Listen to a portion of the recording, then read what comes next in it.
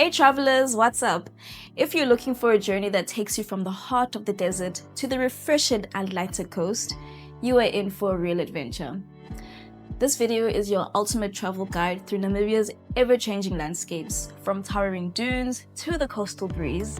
We'll cover the driving times, the road conditions, and the recommended route that will take you there, fuel stops, highlights along the way, and practical local tips, both for when you're just starting out in Sesriem and when you reach Swakopmund. Now, starting your journey from Sesriem, it's best to spend at least 2 nights in the area to really soak up everything that Desert Gem has to offer. That gives you time to explore the famous Sesriem dunes, take those sunrise shots in the cooler temperatures, hike through Dead Flay and Sesriem Canyon, all without rushing. Staying longer also helps you adjust to the heat and the slower pace of desert travel. You'll be better rested and ready for the drive ahead, especially since fuel and supplies are more limited the deeper you go into the desert. Before setting off for Swakopmund, make sure to stock up on essentials like extra fuel, drinking water, snacks, and everything else that you might need for the journey across gravel roads and the remote areas. Also, if you're camping, check your equipment before you leave. Make sure your fridge is working, the rooftop tent is intact, and the gear and everything else is still working smoothly. As you get closer to Swakopmund, the scenery dramatically shifts. The desert gradually gives you way to cooler coastal air, and once you arrive, the charming seaside town offers the perfect place to unwind. It's an ideal endpoint for your desert adventure, with plenty of shops, restaurants, opportunities to recharge, relax, and just chill out. So whether you're planning to rest, explore the Skeleton Coast, or continue north or east, Swakopmund is the ideal place to land after your desert drive. Stay tuned, let's dive into all the details of this route, from dusty roads to the ocean views. Let's dive in. So your distance and driving time. We are covering a distance of around 344 to 370 kilometers. That's about 6 to 7 hours on the road, depending on how many stops you make and the conditions of the gravel roads. Most of the route is unpaved, so expect an average speed of around 60 kilometers an hour. And get ready for some scenic bumps along the way. Before you hit the road, make sure you've downloaded offline maps. Cell phone reception between Sesriem and Swakopmund can be very patchy or completely non-existent for long stretches, especially through the more remote gravel sections. With offline maps on hand, you'll be able to navigate confidently without relying on mobile data or GPS signal. Keep in mind that Google Maps tends to underestimate travel times on gravel roads. It often calculates routes based on tarred road speeds, but in Namibia that doesn't always apply. On tar, you can cruise comfortably at 80 to 100 kilometers an hour, but on gravel, expect to drop to around 60 kilometers an hour or less, especially on rougher patches. So when planning your drive, always add a buffer to your estimated time.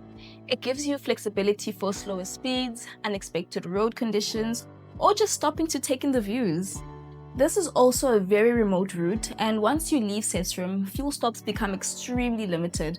Be sure to fill up your tank before departing, and it's a good idea to carry 2 spare tires.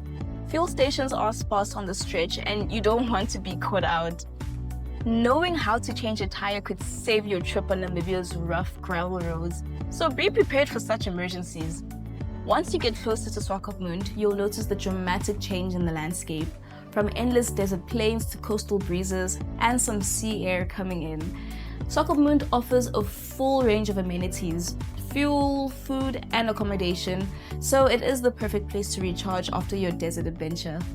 Try to leave Sesriem early in the morning. This gives you plenty of daylight to complete the drive safely and avoids the risks of driving after dark. Visibility is low at night and wildlife tends to roam onto the roads, so daytime travel is always safer. By the time you roll into Swakopmund, you'll have earned a good rest, or maybe even a celebratory sundown by the sea. Let's dive deep into the route and the directions. Using the most common and scenic route via Solitaire and the C14, starting at the Sesriem Outer Gate, reset your trip counter and head north on the D826 gravel road. This road is wide and fairly smooth, but still gravel, so drive cautiously. Stick to 60 to 70 kilometers an hour. After about 12 kilometers, you'll reach a T-junction with the C19. Turn left onto the C19. You'll continue on this road for roughly 14 kilometers. Your next junction is the C14 and Solitaire. Turn right onto the C14, heading northwest towards Solitaire. This stretch is one of the more scenic drives, passing desert plains and occasional mountain backdrops. After about 66 kilometers, you'll reach the small settlement of Solitaire. Definitely take a break in Solitaire. It's a quirky desert stop with a fuel station, a small bakery famous for its apple pie, and some old rusted cars that make great photo ops. From Solitaire, stay on the C14, heading north towards Walvis Bay and Swakopmund. This part of the drive takes you through the Gao Pass and the Sesriem Pass, winding, hilly sections with dramatic desert scenery. You'll also cross the Tropic of Capricorn. Look out for the sign and snap a photo. You'll then drive through the Namibia Park. You'll pass the remote terrain with little traffic. Watch out for wildlife like springbok or oryx. Keep your fuel, water and tires in check. There's nothing out here but nature. Reach the B2. It's a tarred road near Walvis Bay. After about 180 kilometers on the gravel C14, you'll reach the B2 tar road between Walvis Bay and Swakopmund. You'll then turn right onto the B2, heading north towards Swakopmund. Enjoy the smooth ride now. It's just 35 kilometers to Swakopmund along the Atlantic coast. You'll know you're close when the sea breeze hits and the fog starts rolling in. Then finally, you've arrived at your destination. A German-inspired seaside town where the desert meets the ocean. After a long, dusty drive, it's the perfect place to relax, recharge, and enjoy Namibia's coast.